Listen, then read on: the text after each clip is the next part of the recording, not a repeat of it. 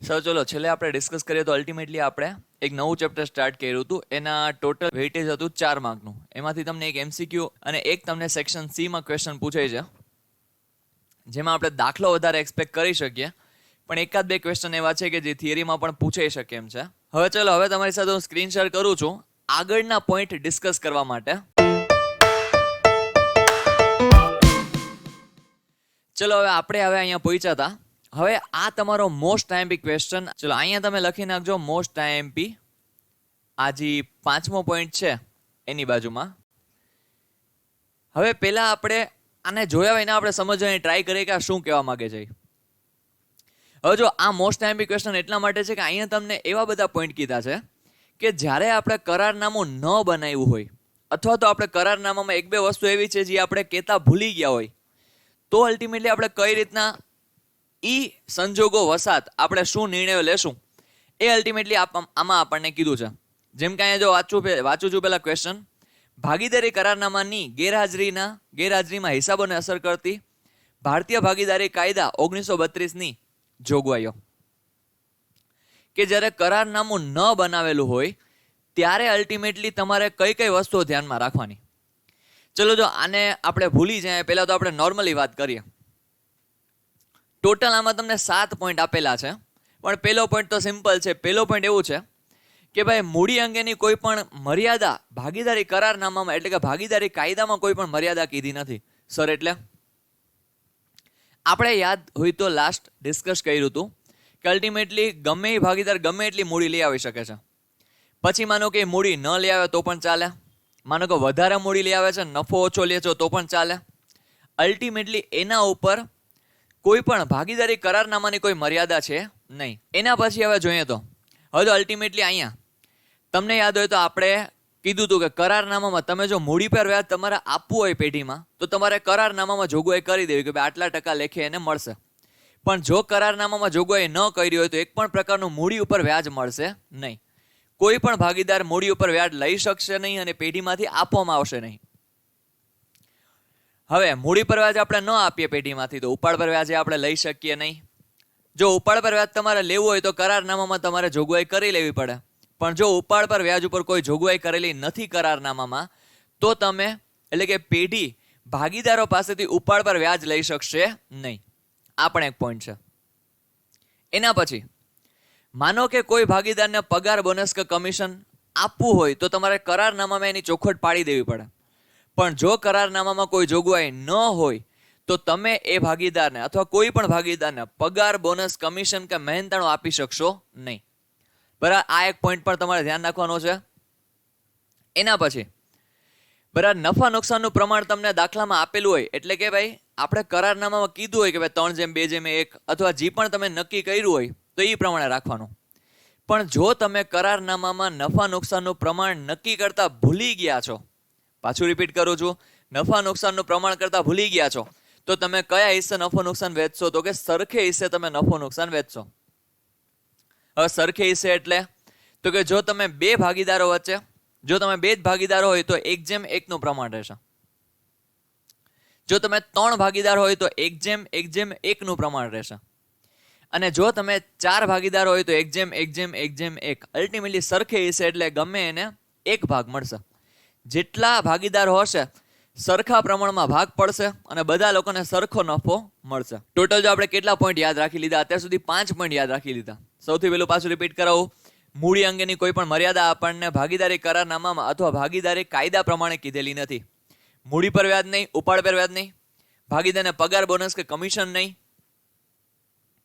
એના પછી હવે આપણે વાત કરીએ તો પછી એના પછી આપણે પોઈન્ટ ભણ્યા ભાઈ નફા નુકસાનનું પ્રમાણ કયું રાખવાનું? તો કે સરખે હિસ્સે.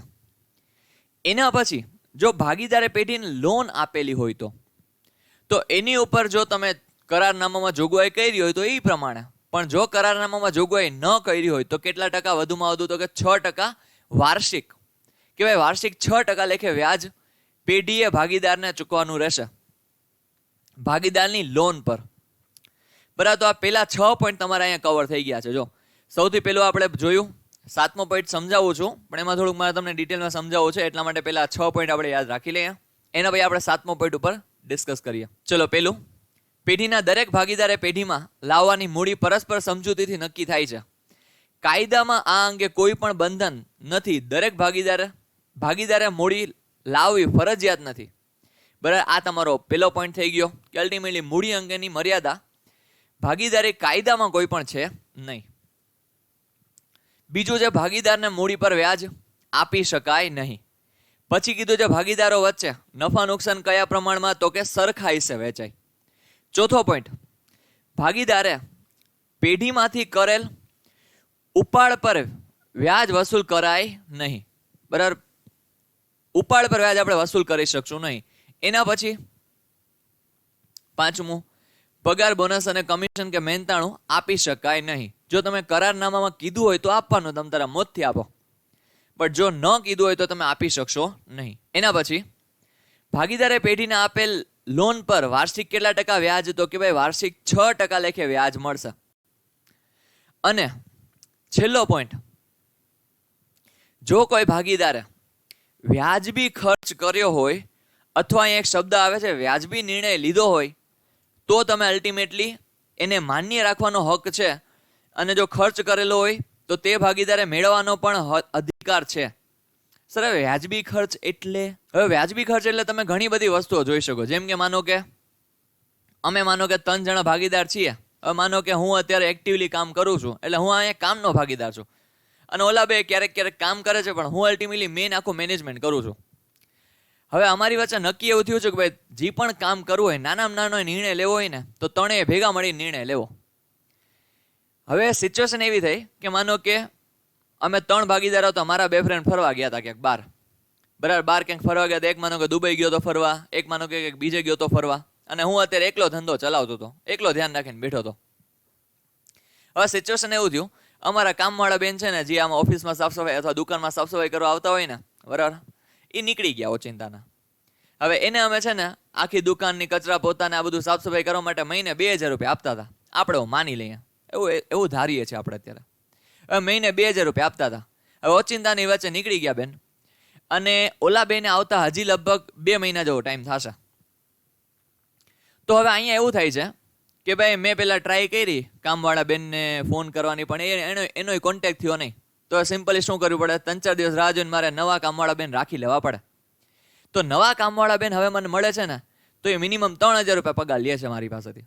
2000માં મને નથી મળતા, પગાર વધારો થઈ ગયો, એમાં 3000 રૂપિયામાં એને આપણે રાખવા પડ્યા. હવે માનો કે મેં એના 3000 રૂપિયામાં એને રાખી દીધા, અને 2 મહિનાનો પગાર એ નોર્મલી ચૂકવાનો થતો હોય ચૂકવી દીધો. તો હવે વિચાર કરો, તો આ એક રીતના જોવા જતો વ્યાજબી ખર્ચ કહેવાય કે નહીં? તો કે હા. શું કામ એને વ્યાજબી કહેવાય? કારણ કે દુકાનમાં સાફ સફાઈ તો કરાવવી જોઈએ કે નહીં? તો આ જે મેં વધારે રૂપિયા દઈ દીધા છે, પણ એ શું છે, તો કે વ્યાજબી છે. કે ભાઈ મેં પહેલાં ટ્રાય કરી હતી પૂરેપૂરી, પણ મને મળ્યા નહીં. એટલા માટે શું થયું, તો કે ભાઈ મેં 1000 રૂપિયા વધારે દઈને પણ રાખી લીધું. તો અહીંયા માનો કે મેં અહીંયા પગાર દઈ દીધો હોય, તો હું પેઢીમાંથી મેળવવાનો અધિકાર છે મને, કે પેઢીમાંથી હું 3-3000 રૂપિયા મહિનાના લઈ શકું. અને જો મેં 2 મહિનાનો પગાર ચૂક્યો હોય તો હું 6000 રૂપિયા લઈ શકું. ભલે પહેલાં મેં મારા ઘરના ચૂક્યા હોય, પછી અલ્ટિમેટલી આપણે ચૂકવીએ.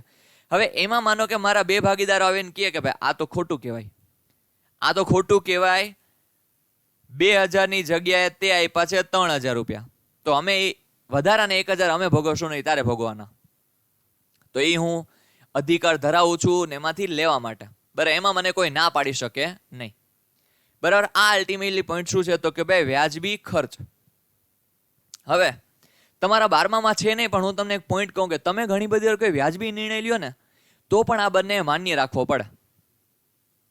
હવે સર એવું એકાદું એક્ઝામ્પલ આપો તો.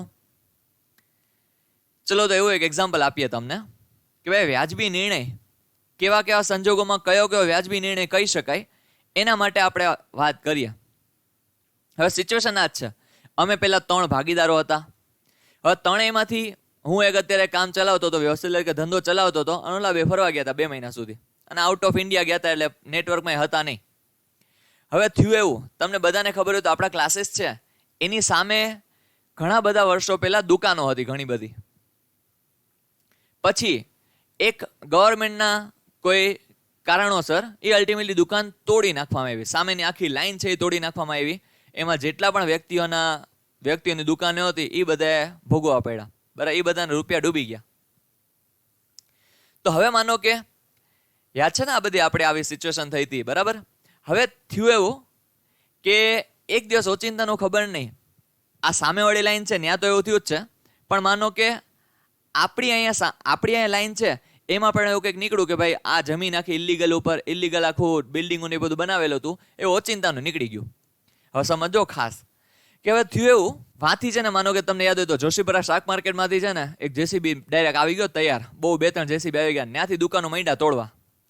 હવે મને થયું કે આ તો આપણે ઈટાઈ ગયા કારણ વિના. હવે સાંજ સુધીમાં તો અલ્ટિમેટલી કાલ સુધીમાં તો આપણી દુકાન પડી જશે. હવે છે ને આ સિચ્યુએશન પેલા ખાસ સમજો.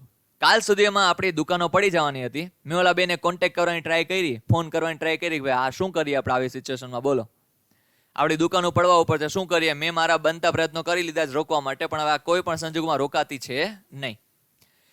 હવે થયું એવું કે મને જ્યારે માનો કે વાંથી ઓલું જેસીબી ચાલતું આવે છે. હવે વચમાં એવું થયું કે એક મારી સામે ગ્રાહક આવી ગયો. માનો કે આપણી પ્રોપર્ટી છે 1 કરોડ રૂપિયાની, અને એણે મને કીધું કે ભાઈ આ પ્રોપર્ટી મને બહુ ગમી ગઈ, હું ઘણા ટાઈમથી જોઉં છું, આ પ્રોપર્ટી મને 50 લાખમાં તમારે વેચવી છે.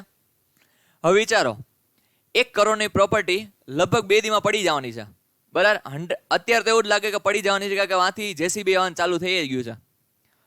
હવે થયો કે એકાદ દિવસમાં પડી જવાની છે, તો મને એવો વિચાર આવ્યો કે યાર હાલો ને કાંઈ વાંધો નહીં, આપણે વેચી નાખીએ, અને પછી જો પડી જશે તો આપણે 50 લાખ નથી મળવાના, 50 લાખ તો ઠીક, 5 લાખ નથી મળવાના. તો આપણે આ નિર્ણય લઈ લીધો કે ચલો વેચવાનો. પેલા મેં ઓલા લોકોને ફોન કરવાની ટ્રાય કરી, પણ એ લોકોનો ફોન લાગ્યો નહીં, અને મેં આ અલ્ટિમેટલી વેચી નાખી. કે હું અલ્ટિમેટલી કામનો ભાગીદાર હતો, તો મારા સાઇનથી બધું કામ થઈ જતું હતું, તો મેં અલ્ટિમેટલી પ્રોપર્ટી 50 લાખમાં વેચી નાખી. હવે થયું એવું, હું તો ખુશ થઈ ગયો કે ભાઈ આપણે એવું જોરદાર કામ કરી નાખ્યું ને કે ઓલા ભાઈને પ્રોપર્ટી વેચી દીધી એવી કે જી કાલે સવારે તૂટી જવાની છે. હવે થયું એવું, બીજા દિવસે જેમ સવાર પડી ને, ઓલું જેસીબી માંથી વાત આવતું હતું, બરાબર, તોડતું બધી જમીનો આવતું હતું, દુકાનો બધી તોડતી આવતું હતું. અને જ્યારે આપણા કોમ્પ્લેક્સમાં પહોંચ્યા ને, એના આગળ જ તમને ખબર હોય તો એક બોમ્બે ઇલેક્ટ્રોનિક્સ કરીને છે. મને બોમ્બે ઇલેક્ટ્રોનિક્સ વાળાની ઓળખાણ બહુ જોરદાર છે, આપણે અત્યારે માની લઈએ. હવે એને ડાયરેક્ટ કીધું કે આ શું છે જેસીબી. ઓલો કે સાહેબ અમને તો ઓર્ડર છે, અને આ બતાવ્યો લેટરો, કે જો અમને તો તોડવાનો ઓર્ડર છે, આજને આ બધું તોડીને જવાનું છે. ઉભા રહ્યો કે હમણાં મને ખાલી એક ફોન કરવા દો કે. હવે એને ખબર નહીં કોને ફોન કર્યો, તો ઓલા જેસીબી વાળા કોન્ટ્રાક્ટરને ફોન આવ્યો કે ભાઈ અત્યારે એ બધું તોડો છો ને, એ બધું ન્યા મૂકીને આવતા રહ્યો પાછા. થયો કે એક દિવસ પછી ત્યાં અગેન પ્રોપર્ટી પર સ્ટે આવી ગયો, કે ત્યાં બધી જમીનો જેમ દુકાનો હતી એ હવેની દુકાનો જેટલી પણ છે એ બધી લીગલી છે પાછી.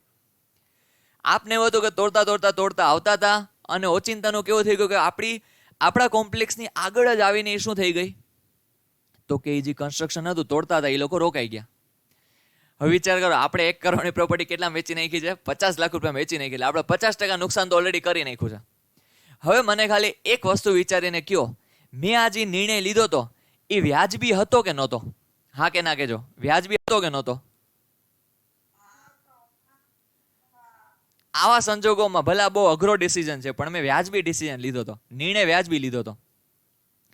તો અલ્ટિમેટલી ભાગીદારી કાયદા પ્રમાણે આવા કોઈ પણ વ્યાજબી નિર્ણય તમે લ્યો ને, કે જેમાં કોઈ પણ વ્યક્તિ એ જ નિર્ણય લે, બરાબર. અહીંયા મારી જગ્યાએ કોઈ પણ વ્યક્તિ બેઠો હોય તો એમ જ કે 50 લાખ આવે તો આવવા દેવાય, બરાબર. ખોટા કાલ સવારે 10,000 રૂપિયા માથે દઈને કચરો સાફ કરાવો અને આપણા હાથમાં કાંઈ ન આવે, એના કરતાં 50 લાખના 10 લાખ આવે ને તોય લઈ લેવાય, મીઠા કરી લેવાય ત્યારે, બરાબર. પછી આમ અફસોસ થાય કે યાર કાલે કર્યું હોત તો સારું હતું. બસ હું તમને નથી ઘણી વાર કહેતો, કે હું ઘણી વાર કહેતો કે આ શેર લઈ લીધા હોત તો લઈ લેવાતા, બધીનો પૈસા જાત ને બીજું થાત. તો આ બધી વસ્તુઓ ધ્યાનમાં છે. તો અલ્ટિમેટલી આ 7 પોઈન્ટ તમારા માટે મોસ્ટ આઈએમપી છે. ભલે 3 માર્કનો ક્વેશ્ચન પૂછશે તો આ એક ક્વેશ્ચન પૂછાયો છે 3 માર્કમાં, અને જો 3 માર્કમાં ન પૂછાણો તો અલ્ટિમેટલી અહીંયા આમાંથી એમસીક્યુ તો બની શકશે. ચલો પાછા આપણે 6 પોઈન્ટ રિવાઇઝ કરી લે, 7 પોઈન્ટ રિવાઇઝ કરી લે. હું ટૂંકમાં કહું છું, તમારે આવી રીતના લખવાનું હોય છે. સૌથી પહેલો પોઈન્ટ શું, તો કે ભાઈ મૂડીની કોઈ પણ મર્યાદા ભાગીદારી કાયદામાં નથી. પછી મૂડી પર વ્યાજ નહીં, ઉપાડ પર વ્યાજ નહીં, ભાગીદારને પગાર બોનસ કમિશન નહીં. એના પછી નફો નુકસાન સરખા પ્રમાણમાં, ભાગીદારની લોન પર વાર્ષિક 6% લેખે વ્યાજ. અને 7મું, જો કોઈ વ્યાજબી ખર્ચ કોઈ પણ ભાગીદારે કર્યો હોય તો તેને તે મેળવવાનો અધિકાર છે. આ અલ્ટિમેટલી 7 પોઈન્ટ છે. બરાબર, તો આ પોઈન્ટ બધા આપણે ડિસ્કસ કર્યા. હવે એના પછી આપણે સમજીએ જે ઓલરેડી આપણે તમે જો જોયો એ મારો એક ચેપ્ટરમાં, એટલે કે ચોથા ચેપ્ટરમાં આપણે એક લેક્ચરમાં આ બધા પોઈન્ટ સમજી ગયા હતા. હવેના જે આપણે સમજીએ છીએ કે અલ્ટિમેટલી ભાગીદારોના મૂડી ખાતા.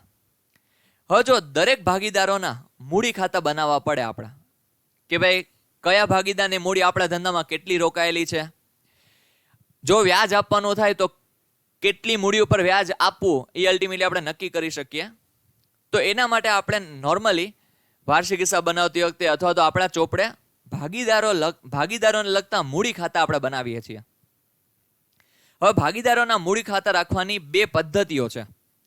બરાબર, કેટલી પદ્ધતિઓ છે તો કે ભાગીદારોના મૂડી ખાતા રાખવાની 2 પદ્ધતિઓ છે. એ બંને વિશે આપણે ચર્ચા કરી લીધી છે. હવે પહેલું શું છે તો કે ભાઈ અસ્થિર મૂડી ખાતા પદ્ધતિ, એને બીજા શબ્દોમાં બોલે છે હંગામી મૂડી ખાતા પદ્ધતિ. અને એના પછી બીજી એક પદ્ધતિ છે સ્થિર મૂડી ખાતા પદ્ધતિ, જેને આપણે કહીએ છીએ કાયમી મૂડી ખાતા પદ્ધતિ. બરાબર, પાછું રિપીટ કરું છું. અસ્થિર મૂડી ખાતા પદ્ધતિ એને આપણે બીજા શબ્દોમાં કહીએ છીએ હંગામી મૂડી ખાતા પદ્ધતિ. અને એના પછી છે સ્થિર મૂડી ખાતા પદ્ધતિ, એને આપણે કહીએ છીએ કાયમી મૂડી ખાતા પદ્ધતિ. આ આપણે પુનર્ગઠન ચેપ્ટરમાં આના વિશે થોડી ઘણી ચર્ચા કરી હતી. ચલો પાછું હું તમને રિપીટ કરાવી દઉં. અલ્ટિમેટલી આપણે ત્યાં 2 પદ્ધતિ શીખ્યા. અહીંયા પણ એ 2 પદ્ધતિ છે. પેલી આપણે સમજી લઈએ સ્થિર મૂડી ખાતા પદ્ધતિ. બરાબર, પેલી છે સ્થિર મૂડી ખાતા પદ્ધતિ. હવે જ્યારે આપણે સ્થિર મૂડી ખાતા પદ્ધતિ એને આપણે બીજા શબ્દોમાં કહીએ છીએ કાયમી મૂડી ખાતા પદ્ધતિ. હવે એમાં આપણે અલ્ટિમેટલી કેટલા ખાતા બનાવશું? ભાગીદારોની મૂડી અંગેના 2 ખાતાઓ બનાવશું. એકને આપણે કહેશું મૂડી ખાતા અને બીજાને આપણે કહેશું ચાલુ ખાતા. બરાબર, એક આપણે બનાવશું ભાગીદારોના મૂડી ખાતા અને બીજું આપણે બનાવશું ભાગીદારોના ચાલુ ખાતા. હવે જ્યારે સ્થિર મૂડી ખાતા પદ્ધતિ હોય છે ને ત્યારે અલ્ટિમેટલી આપણે 2 ખાતાઓ બનાવીએ છીએ, મૂડી ખાતા અને ચાલુ ખાતા. એમાંથી આ મૂડી ખાતાને યાદ હોય તો મેં તમને શબ્દ કીધો તો સ્પેશિયલ કોચ, કે ભાઈ એસી વાળી ટ્રેન હોય. આપણે ટ્રેન 2 પ્રકારની હોય, એક હોય બધા ડબ્બા લોકલ અને એક ટ્રેન હોય બધા ડબ્બામાં 1-2 કોચ છે એસી વાળા હોય ને સ્લીપર હોય ને બાકી બધા લોકલ હોય. તો મૂડી ખાતામાં આપણે ખાલી રોકડ ભાગીદાર, કોઈ પણ ભાગીદાર ધંધામાં રોકડ લાવે અથવા લઈ જાય, બરાબર, લઈ જાય એવા જ અલ્ટિમેટલી પોઈન્ટ આપણે ક્યાં નોંધ કરશું તો કે મૂડી ખાતામાં. એની સિવાયના જેટલા પણ ભાગીદારોને લગતા પોઈન્ટ છે એ આપણે ક્યાં નોંધ કરશું તો કે ચાલુ ખાતામાં. જેમ કે મૂડી પર વ્યાજ, બરાબર, ઉપાડ પર વ્યાજ, પછી આટલા બધા લખતો તો નથી પણ અલ્ટિમેટલી હવે તમને બીજા બધા ડિસ્કશન કરીને કહી દઉં છું કે ભાગીદારને પગાર, બોનસ, કમિશન આપણે જો આપતા હોય તો ભાગીદારને નફાની વહેંચણી કરીએ. એ બધા પોઈન્ટ આપણે ક્યાં લખશું તો કે ચાલુ ખાતામાં. મૂડી ખાતામાં ખાલી એક જ પ્રકારના વ્યવહારો ભાગીદાર ધંધામાં રોકડ લાવે અથવા ધંધામાંથી રોકડ લઈ જાય, બસ આ એક જ પોઈન્ટ આપણે ક્યાં નોંધશું તો કે અલ્ટિમેટલી નોંધશું મૂડી ખાતામાં.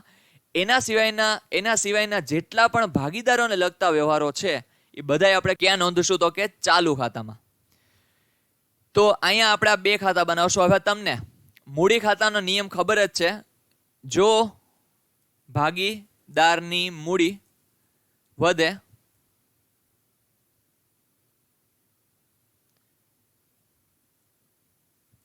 તો ભાગીદારના મૂડી ખાતા આપણે શું કરશું? મૂડી કે ચાલુ ખાતા શું કરશું? ઉધાર કે જમા? બરાબર, જમા. વેરી ગુડ, બરાબર, જમા. અને જો ભાગીદારની મૂડી ઘટે, બરાબર, ભાગીદારની મૂડી ઘટે તો મૂડી ખાતા શું કરશું? વેરી ગુડ, શું થાય? ઉધાર. હવે જો અલ્ટિમેટલી આ નિયમ તો બધા ખાતા માટે એમ જ છે, એમ કે સ્થિર મૂડી ખાતા હોય એટલે કે મૂડી ખાતા માટે પણ નિયમ આ જ છે અને ચાલુ ખાતા માટે પણ નિયમ આ જ છે. એના પછી આવે અસ્થિર મૂડી ખાતા પદ્ધતિ. હવે અસ્થિર મૂડી ખાતા પદ્ધતિમાં આપણે શું કરશું તો કે એક જ ખાતા બનાવશું મૂડી ખાતા. બરાબર, જે પણ અલ્ટિમેટલી વસ્તુ આવશે ભાગીદારને લગતી એ એક જ ખાતામાં એની નોંધ કરશું. જ્યારે આમાં આપણે શું કરીએ તો કે ભાઈ કેટેગરાઇઝ કરીએ છીએ કે ભાઈ ખાલી રોકડ લાવે અથવા રોકડ લઈ જાય તો કયા ખાતા? મૂડી ખાતા. અને એના સિવાયના જેટલા પણ વ્યવહારો હોય ભાગીદારની મૂડીને લગતા એ અલ્ટિમેટલી આપણે ક્યાં લખશું? ચાલુ ખાતામાં. બરાબર, તો આ અલ્ટિમેટલી બંને પદ્ધતિઓ છે. હવે આપણે આના પોઈન્ટ જોતા જઈએ. અને હા, આનું બીજું નામ શું છે સ્થિર મૂડી ખાતા પદ્ધતિનું? તો કે એનું બીજું નામ છે કાયમી મૂડી ખાતા પદ્ધતિ. અને અસ્થિર મૂડી ખાતા પદ્ધતિનું બીજું નામ શું છે તો કે હંગામી મૂડી ખાતા પદ્ધતિ. કારણ કે એમાં હંગામો જોઈએ, એક જ ખાતું બિચારું, તો એમાં તો એ ભીડ જ હોય ને. તમે એનો લોકલ ડબ્બામાં જોતા હોય તો એમાં હંગામો જોઈએ, ગમે ત્યારે બાંધતા હોય. લોકલ ટ્રેનમાં સફર કરવાની એક મજા છે કે તમને એન્ટરટેનમેન્ટ મળી રહે, તમને કંટાળો ન આવે. કોઈક ને કોઈક કંઈક ને કંઈક હળી, કોઈક સીટ માટે બાંધતું હોય, કોઈક ઓલા માટે બાંધતું હોય. તો એટલા માટે હું એમ યાદ રાખતો 12માં તો ત્યારે કે આ ભાઈ આને મેં જ્યારે ટ્રેનનું નામ આપ્યું ને લોકલ ટ્રેન, તો આમાં હંગામો થતો જ હોય, તો આને આપણે નામ આપી દીધું હંગામી મૂડી ખાતા પદ્ધતિ. બરાબર, જ્યારે અહીંયા શું હોય તો કે ભાઈ અહીંયા લોકો કાયમી હોય, બધાની સીટ ફિક્સ હોય. એમ નક્કી ન હોય કે સીટમાં બાંધતા હોય, તો અહીંયા બધાની સીટ કાયમી હોય, નક્કી આમ ફિક્સ હોય એમ. તો એટલા માટે આનું બીજું નામ શું છે? કાયમી. હવે આ પણ એક મોસ્ટ ટાઈમ બી ક્વેશ્ચન ટીક કરી લેજો, કારણ કે તમારા માટે આ મોસ્ટ ટાઈમ બી એટલા માટે છે કે આમાંથી તમને એમસીક્યુ પૂછે છે. જેમ કે આમાં તમને એમસીક્યુ પૂછશે અસ્થિર મૂડી ખાતા પદ્ધતિને બીજા કયા શબ્દોમાં ઓળખવામાં આવે છે? તો અસ્થિર મૂડી ખાતા પદ્ધતિનું બીજું નામ શું? તો કે હંગામી મૂડી ખાતા પદ્ધતિ. પછી તમને એમ પણ પૂછે સ્થિર મૂડી ખાતા પદ્ધતિનું બીજું નામ શું? તો કે ભાઈ કાયમી મૂડી ખાતા પદ્ધતિ. અલ્ટિમેટલી બંને એમસીક્યુ તમને પૂછી શકે છે. ચલો, તો હવે આપણે જોઈએ આગળ, પાછા આપણે બુક ઉપર આવી જઈએ. બરાબર, આ અલ્ટિમેટલી જો પોઈન્ટ છે, હું તમને આખો પેરેગ્રાફ વાંચી નથી સમજાવતો, પણ હું તમને ડાયરેક્ટ અસ્થિર મૂડી ખાતા પદ્ધતિમાં મૂડી ખાતાઓ સમજાવી દઉં છું. હવે જો અહીંયા સૌથી પહેલા તમે લખશો બાકી આગળ લાવ્યા, કે જે પણ તમારી ગયા વર્ષની બાકી હશે મૂડીની, બરાબર, ગયા વર્ષે ભાગીદારોની જે આખરની મૂડી હશે એ તમે અહીંયા શું કરશો તો કે શરૂઆતમાં લખશો, એટલે કે બાકી આગળ લાવ્યા આપણે લખશું. બરાબર, એ અલ્ટિમેટલી શું હોય તો કે જમા બાકી. અને ઓમ પણ આપણે શીખ્યા છીએ મૂડી ખાતાની હંમેશા કઈ બાકી આવે? જમા બાકી. પછી જો અહીંયા તમે જેટલા પણ વિગતો જોશો ને એનાથી ભાગીદારોની મૂડી વધે છે. જેમ કે જો ભાગીદારો વધારાની મૂડી લઈ આવ્યા, પછી રોકડ લાવે તોય ઠીક છે, બેંક લાવે તો પણ ઠીક છે, એટલે કે બેંકમાં રૂપિયા જમા કરાવે તો પણ ઠીક છે, અન્ય કોઈ મિલકતો સ્વરૂપે લઈ આવે તો પણ ઠીક છે. હવે આ અલ્ટિમેટલી શું આપણે કરશું તો કે અહીંયા જમા કરશું. કારણ કે જો ભાગીદાર ધંધામાં રોકડ માલ કે મિલકત લાવે તો એની મૂડી શું થાય તો કે વધે, અને મૂડી વધે તો મૂડી ખાતા શું થાય? જમા.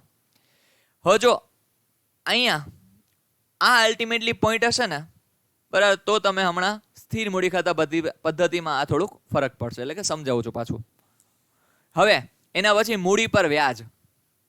હવે મૂડી પર વ્યાજ તમને બધાને ખબર છે, મૂડી પર વ્યાજ છે એ પેઢી માટે શું છે તો કે ખર્ચ છે, અને ભાગીદાર માટે શું છે તો કે આવક છે. તો પેઢી માટે ખર્ચ છે, અને તમને બધાને ખબર છે આપણે આગળ ડિસ્કસ પણ કર્યું છે, અલ્ટિમેટલી મૂડી પર વ્યાજ છે એ આપણે શું કરશું તો કે મૂડી ખાતે જમા કરશું. સર મૂડી ખાતે જમા જ શું કામ એને કરીએ છીએ? આપણે એને રોકડા આપી કા નથી દેતા? તમને બધાને ખબર હોય આપણે ઘરના હોય ને એને લગભગ આપણે પૈસાને આમ એમ જ કે ભાઈ આપી દેશો. તો ભાગીદારે અહીંયા શું છે તો કે આપણો અંગત વ્યક્તિ છે, એટલે કે ભાઈ આંતરિક વ્યક્તિ છે. તમે પારિભાષિક શબ્દ 11માં ભણ્યા છો, આંતરિક દેવું. એટલે કે મૂડી શું છે તો કે આંતરિક દેવું છે. તો આંતરિક એટલે કે ભાઈ ભાગીદારને આપણે કહીએ કે ભાઈ તને મળી જશે, તારી મૂડી શું કરી દઈએ છીએ? અમે વધારી દઈએ છીએ. અને મૂડી પહેરવાથી ભાગીદાર માટે આવક છે, પણ આપણે એને રોકડા આપતા નથી. રોકડા આપતા નથી તો આપણે એની મૂડી શું કરવી પડે તો કે વધારવી પડે. એટલા માટે આપણે શું કરીએ છીએ? મૂડી ખાતા કરીએ છીએ જમા.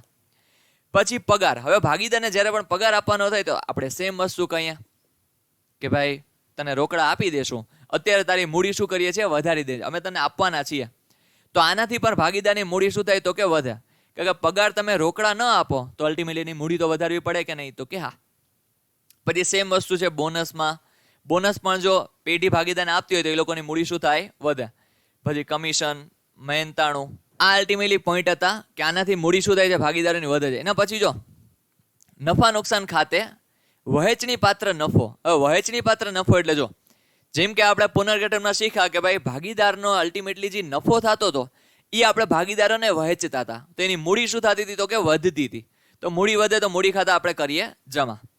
એના પછી આ આખરની બાકી આવે છે, તો અહીંયા અલ્ટિમેટલી હોય છે. હવે અહીંયા પછી જોઈએ તો હવે ઘણી બધી વાર કોઈ દી હોતું નથી, પણ ચાલુ ખાતામાં ઘણી બધી વાર શું થતું હોય તો કે ભાઈ મૂડી ખાતાની ઉધાર બાકી આવે. એટલે કે ભાઈ ચાલુ ખાતામાં એવું પોસિબલ થશે કે ભાઈ ઉધાર બાજુનો સરવાળો વધારે હોય, બરાબર. પણ અહીંયા તમને ખાલી કહેવા માટે કીધું છે, બાકી આવું કોઈ દિવસ 12માં આવતું નથી કે ભાઈ મૂડી ખાતાની ઉધાર બાકી આવે. એવું મોસ્ટ ઓફ આવતું નથી. હવે આપણે અહીંથી પોઈન્ટ સમજવાનું સ્ટાર્ટ કરીએ. ઉપાડ. હવે જો ભાગીદાર ધંધામાંથી ઉપાડ કરી જાય તો એની મૂડી શું થાય તો કે ઘટે. મૂડી ઘટે તો મૂડી ખાતા શું થાય તો કે ઉધાર. એટલા માટે આપણે અહીંયા કરીએ છીએ ઉધાર.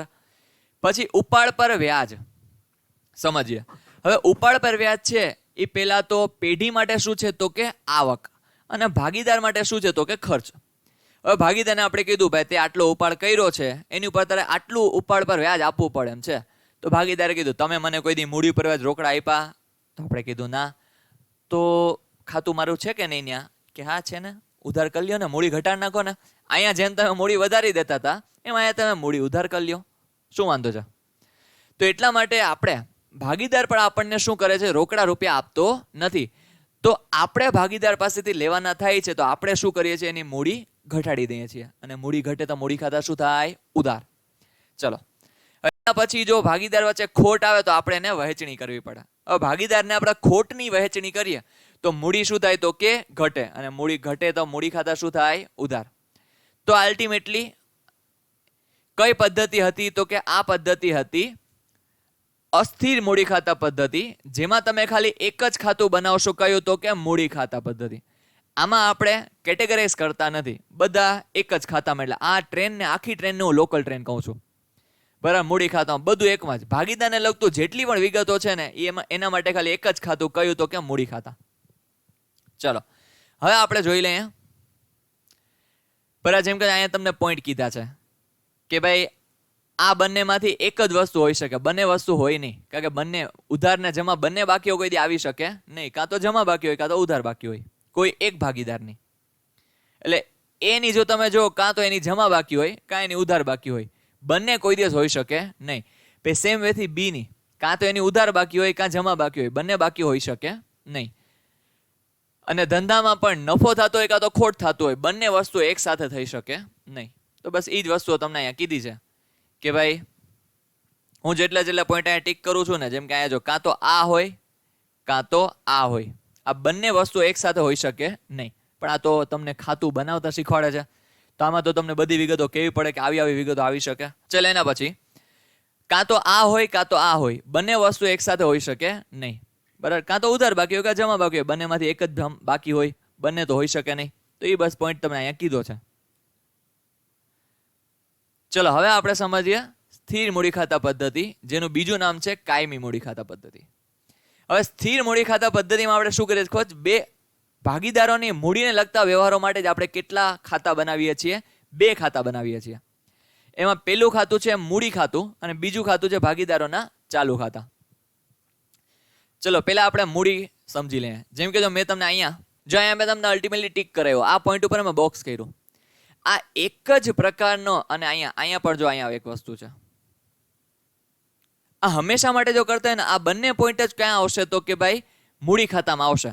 જો તમે સ્થિર મૂડી ખાતા પદ્ધતિએ બનાવતા હોય તો આ બે પોઈન્ટ જ ખાલી ક્યાં આવશે તો કે મૂડી ખાતામાં આવશે. બાકી આના સિવાયના જેટલા પણ આપણે વ્યવહારો, એટલે કે જે પણ તમે વ્યવહારો કરો છો, વિગતો આપેલી છે, એ બધી ક્યાં આવશે તો કે ચાલુ ખાતામાં. જોઈ લઈએ આપણે ત્યાં પણ.